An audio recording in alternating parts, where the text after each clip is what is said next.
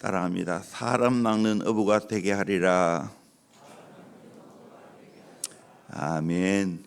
예수님은 제자를 부르시고 사람 낚는 어부가 되게 하리라.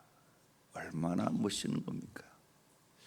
저도 너무나 부족한데 저를 부르시고 오늘까지 사람 낚는 어부가 되게 하셨습니다.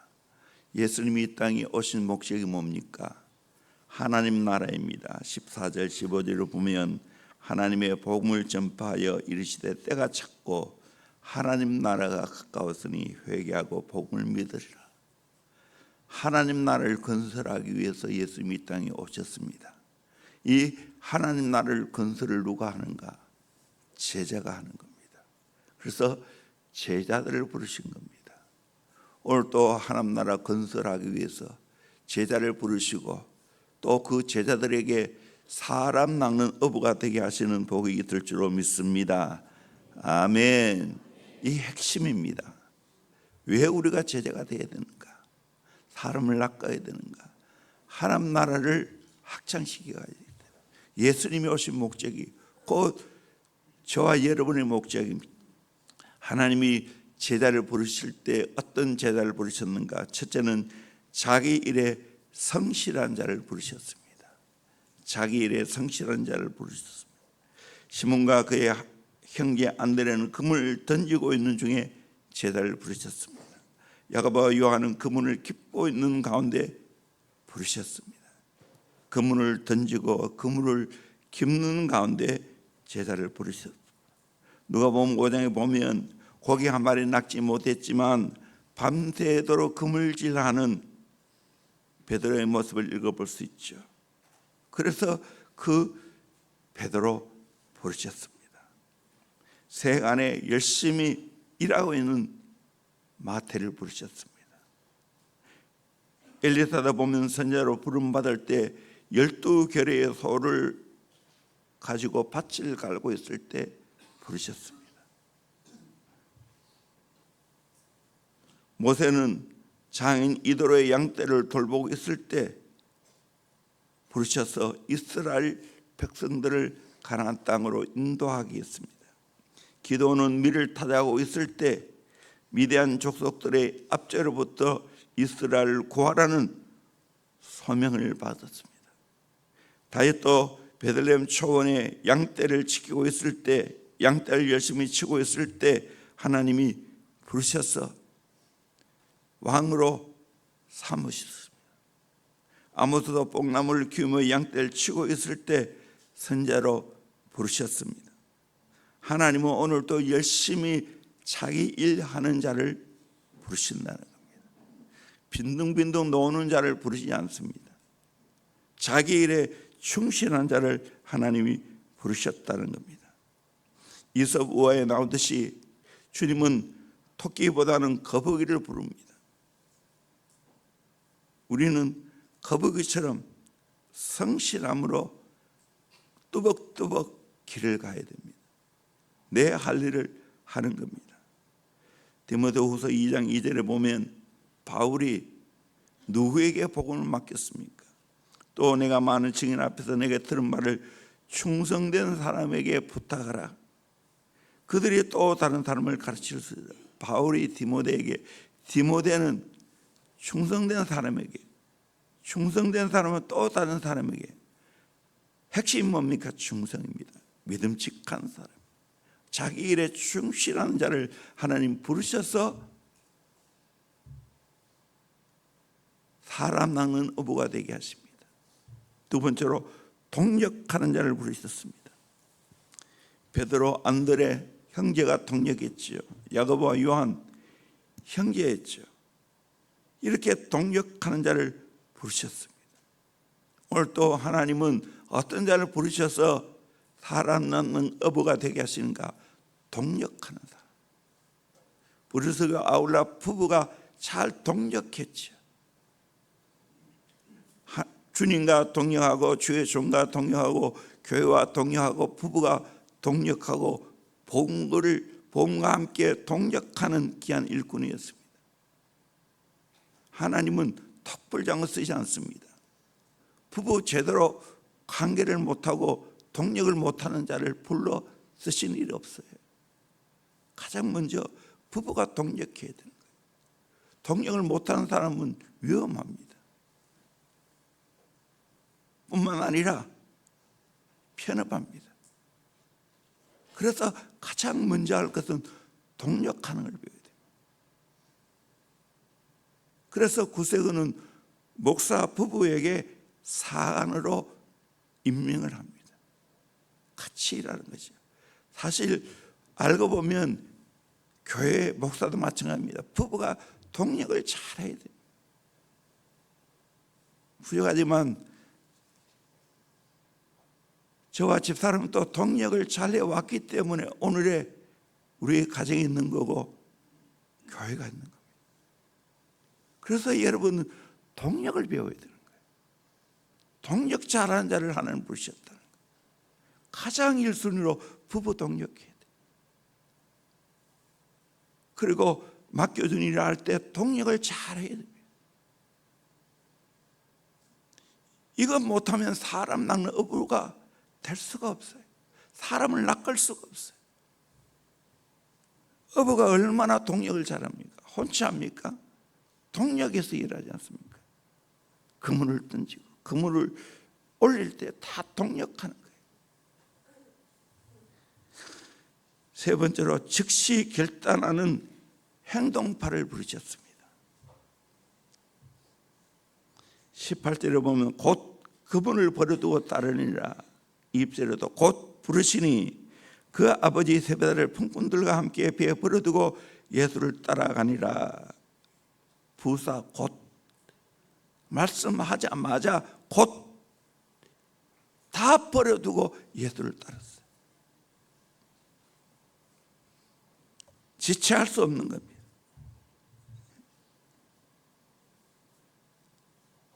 지체하는 것은 순종의 또 다른 걸림돌입니다. 적입니다. 성경 보세요. 아브라함 말씀 떨어지자마자 순종했습니다. 갈 때 우르를 떠나고 부주 중에 난 아들 이스마엘을 내어 쫓아라 했을 때 내어 쫓았고, 백세에 얻은 아들 이삭을 하나님께 바치라 했을 때 두말하지 않고 곧 순종했습니다.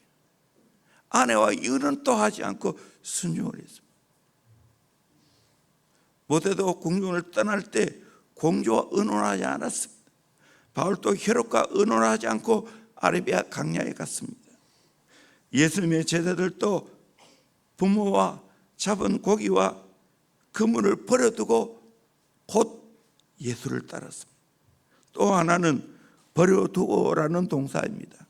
곧 부사 버려두고라는 동사. 18절에 그물을 버렸습니다. 생계수단을 버렸습니다. 아비를 버렸습니다. 가족을 버렸습니다. 배를 버렸습니다. 재산을 버렸습니다. 사람 낚는 어부가 가장 귀한 일이기 때문에 즉시 순종을 했고 다 버려두고 쫓았습니다. 세상에 가장 귀한 일이 뭐냐?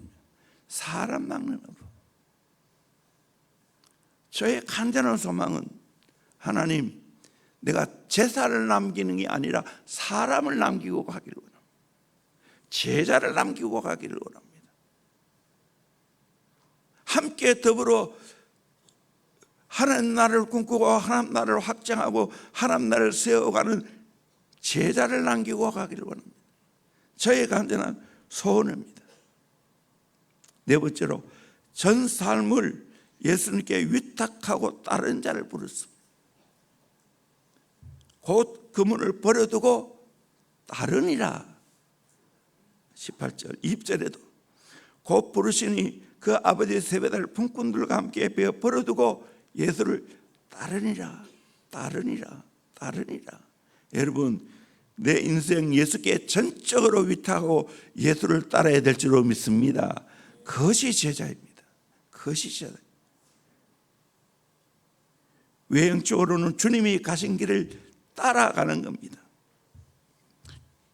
주님이 갈릴리에 가면 갈릴리에 가고 예루살렘으로 가면 예루살렘으로 갑니다. 끝까지 주님 따라갑니다. 이 제자입니다. 내 인생 전적으로 헌신하고 주님 생각하고 하나님 나라를 생각하며 살아가는 사람이 예수의 제자. 예수님처럼 사는 것이 예수의 제자. 어떤 축구 선수에게 기자가 물었습니다. 하루에 연습하는 시간이 얼마나 됩니까? 그랬더니 축구 선수가 대답하기를 공을 차고 있는 시간은 연습하는 시간이고 공을 안 차면 축구에 대해서 이야기하고 축구에 대해서 이야기하지 않으면 축구에 대해서 생각합니다. 하루 종일 24시간 축구에 대해서 생각하고 축구에 대해서 이야기하고 직접 공을 차고 있는 사람이 축구에 헌신한 사람. 제자는 예수께 헌신한 사람. 내 모든 것을 예수님처럼 생각하고 살아갑니다. 전적으로 예수만 따라갑니다. 이 제자입니다. 내용적으로 보면 주님을 따른다는 주님처럼 사는 걸 말합니다. 주님 닮아가는 걸 말합니다. 주님의 그 정신, 주님의 마음, 주님의 심장을 가지고 살아가는. 일본 동해에 가면 신주쿠 거리에 유명한 우동집이 있습니다. 일본 우동을 많이 먹죠. 이 집은 5평 남짓하는 작은 허름한 음식점입니다. 음식도 딱 한 가지 우동밖에 팔지 않습니다. 그런데 유명한 이유는 100년 전이나 지금이나 변함없다는 점입니다. 장식도 맛도 100년 그대로. 100년을 유지할 수 있는 이유는 증조 할아버지, 아버지를 이어 4대째 조그만 가게를 대물림했다는 겁니다. 지금 사장은 유학을 다녀온 사람입니다. 박사학위를 가지고 있습니다. 그러면서 전통을 그대로 이어간다는 거예요. 국물 맛을 그대로 이어간다는 거예요. 이 바로 주님을 따르는 제자의 정신입니다. 내 모든 것 다 주님처럼 생각하는 겁니다. 주님의 관점에서 보는 겁니다. 주님의 마음을 가지고 있는 겁니다. 주님의 심장이 내 심장이 되는 겁니다. 이게 제자입니다. 제자는 100년 전에 우동 맛을 되살려 전해주는 것처럼, 먹여주는 것처럼 오늘 제자는 예수의 맛을 그대로 전해주는 사람이 제자입니다. 이 제자입니다. 예수의 삶을 그대로 보여주는 거예요. 그 제자입니다. 예수님 뻥하고 지금 안 나타납니다. 제자를 보고 사람들이 저것이 제자의 삶이구나, 저 마음이 제자의 마음이구나, 저 삶이 제자의 삶이구나 하는 것을 보여줘야 된다. 마지막으로 사람 낚는 어부가 되게 하십니다. 17절에 예수께서 이르시되 나를 따라오라, 내가 너희로 사람을 낚는 어부가 되게 하리라 하시리라. 주님이 직접 믿고 따라하면 사람 낚는 어부가 되게 해야겠다. 그렇다고 해서 하루아침에 사람을 잘 낚는 거 아닙니다. 오랜 훈련과 연단을 거치면서 변화되어 가는 겁니다. 어린아이가 하루아침에 어른 됩니까? 제자는 인스턴트가 아닙니다. 인스턴트 식품이 아닙니다. 메주가 뜨는 것처럼 오래 숙성되어야 됩니다. 제자는 태어나는 것이 아니고 만들어집니다. 물론 태어날 때부터 성숙할 때까지 다 크게 보면 제자입니다. 그러나 진짜 사람 낚는 어부의 역할을 하려면 숙성이 돼야 됩니다. 훈련이 돼야 됩니다. 잘 연단받아야 됩니다. 은혜 받았다고 즉석으로 예수님처럼 살 수 있는 게 아닙니다. 교만을 경계해야 됩니다. 또 계속해서 이 길을 가야 됩니다. 포기하지 않아야 됩니다. 끝까지 주님을 따라야 해요. 이게 제자입니다. 제자들도 보면 처음에는 형편없었습니다. 서로 자리 다툼했습니다. 주님을 반대하는 자를 가리켜서 하늘에서 불을 명하여 저들을 다 사르게 해달라고 했습니다.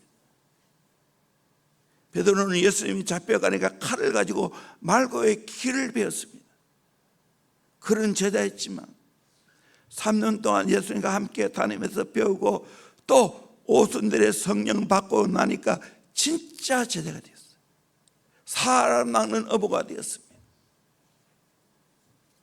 우리 지금 뭘 해야 됩니까? 진짜 제자가 돼요. 제가 지금 결심하고 있습니다. 결단하고 있습니다. 우리 교회 제자 훈련 다시 하자. 먼저 영혼사 직접 관련된 사람부터 목자 부부 따로 할 거예요. 그래서 지금 생각은 4개의 초원이 있으니까 2개의 초원 전반기에 하고 2개의 초원은 후반기에 할 생각이에요. 또 제자 비전 아카데미 초등, 중등, 고등을 나누어서 할 생각이에요. 교사들.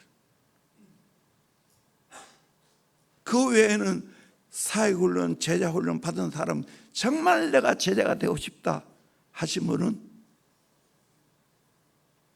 지원서를 냈어요. 그러면 평일 저녁에 하고 줄 낮에, 줄 오후에 다 우리 목회자를 총 투입해서 다시 제자훈련. 대형교회 하나님이 우리에게 주신 비전을 감당하기 위해서 제가 은퇴하고도 더 큰 사역을 감당하기 위해서 다시 다지는 건데 진짜 내가 제자인가? 진짜 내가 사람 낚는 어부가 되어야 되겠다 하는 심정으로. 물론 세 가지는 제자훈련, 또 제자훈련 받은 분은 사역훈련 할 겁니다. 그러면 잘은 모르겠지만 제가 7번, 8번 한 주간 해야 되지 않냐. 그러나 나는 2025년도는 할 거예요. 목숨 걸고 할 거예요. 왜? 세상에 가장 귀한 일이 사람 낚는 거기 때문에. 오늘 대형교회가 이런 복을 받게 된 것은 40년 전에 제자 훈련을 줄기차게 쉬지 않고 해왔기 때문에, 이 정신을 지금까지 가지고 살아왔기 때문에. 이거는 목회자만 그렇게 사는 게 아니에요. 우리 모두가 이렇게 살아야 되는 거예요. 다음 세대를 잘 키우려면 가정에서 부모가 그 역할을 감당해야 됩니다. 교회에서 영혼 맡은 자가 그 역할을 감당해야 됩니다. 그래서 이 시대에 어떻게 교회가 이 역할을 할 수 있는지, 어떻게 하면 사람 낚는 어부가 되게 하는지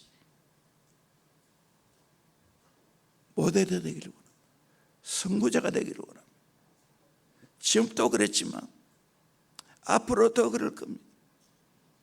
오늘 또 제가 마치고 7시에 성시아 말씀을 전합니다. 지금은 모든 교구에, 각 교구에 기독교 우리 목사님들이 있습니다. 임원들. 그분을 초청해서 같이 예배 드린다. 제가 오늘 간증할 거예요.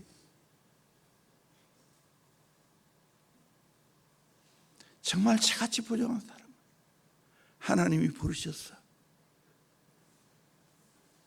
대형교회 이 일을 맡겨주셨어. 감당했습니다. 많은 분들이 우리 교회 열매를 보고 부러워합니다. 진짜 그래야 되지 않겠어요?